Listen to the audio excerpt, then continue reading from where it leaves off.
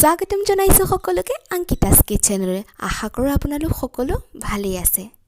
আজি মই আপোনালোকলৈ লৈ আহিছোঁ এটি খুব সুন্দৰ অসমীয়া ৰেচিপি, মাটি দালিৰ খাৰ। আশা কৰোঁ ভিডিঅ'টো শেষলৈকে চাব। যদি ভাল লাগে লাইক কৰিব, কমেণ্ট কৰিব, শ্বেয়াৰ কৰিব আৰু লগতে কি কৰিব বাৰু, মোৰ চেনেলটো ছাবস্ক্ৰাইব কৰিব। কিন্তু আহকচোন এতিয়া আমি ৰেচিপিটো ষ্টাৰ্ট কৰোঁ।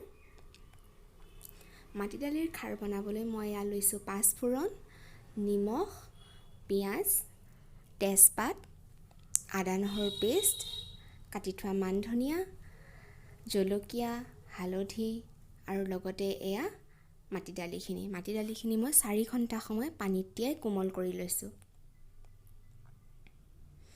আৰু লগতে লৈছোঁ এয়া মই 3 চামুচ কলাখাৰ। মাটি দালিখিনি মই 2টা চিটি মাৰি কুকাৰত বইল কৰি লৈছোঁ।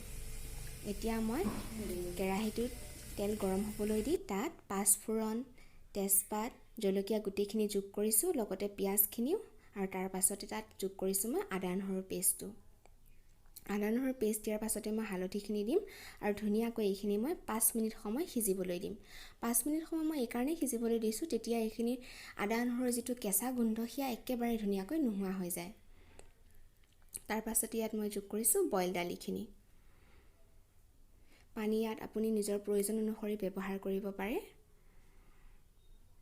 নিমখ মই এইকাৰণেই দিয়া নাই, কিয়নো মই মাটি দালিখিনি বইল কৰোঁতে তাত প্ৰয়োজন অনুসৰি নিমখ দি দিছিলোঁ।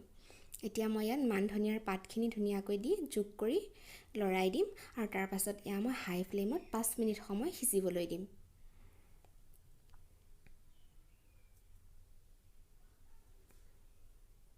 তাৰ পাছতে মই গেছৰ ফ্লেমটো মিডিয়াম কৰি দিম আৰু তাত মই কলাখাৰখিনি যোগ কৰিম।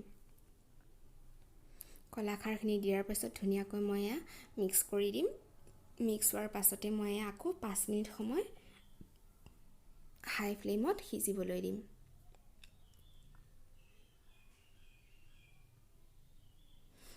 খাৰ দিয়াৰ পাছতে চাবচোন আপোনালোকে মাটি দালিখিনিয়ে ধুনীয়াকৈ ৰং সলায়। ইমান ধুনীয়া হয় দেখিবলৈ আৰু গোন্ধটো ইমান ধুনীয়া হয়।